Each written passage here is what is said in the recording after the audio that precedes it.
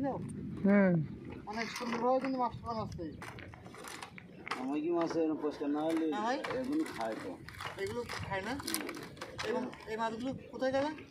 এসব আমি বাংলাদেশের লোক খাই। সব বাংলাদেশের লোক খাবে না? কেমন টাকা কেজি বিক্রি হবে? এখন মাছের দাম কম, এই দুটাই 30-40 এরকম বিক্রি হচ্ছে। 30-40 না? 1 কেজি কাঁচা মাছ পাইলে কয় কেজি মাছ পাওয়া যায়? 300 গ্রাম। 1 কেজিতে 300 গ্রাম।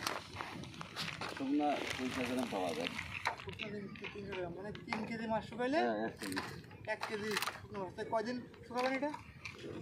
2-3 রোজ, 3 রোজ দিতে হবে। 3 রোজ না? খরাজ।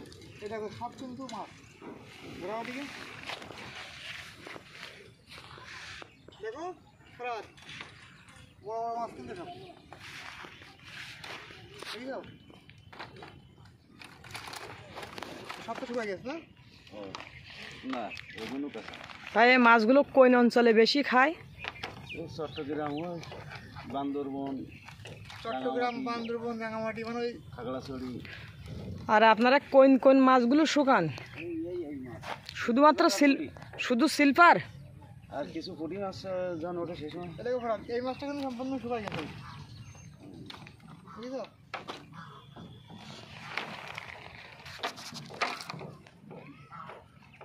এগুলো কিন্তু সব ঢেকে রাখবে। এই বুঝছো? না, ওইগুলো শুকনো মাছ। এইগুলো এখন প্যাকেট হবে তাই তো? প্যাকেট এখন হবে না, ভাড়া ওটাই নিচ্ছিল। এখন সেভাবে কোনো গন্ধ নেই।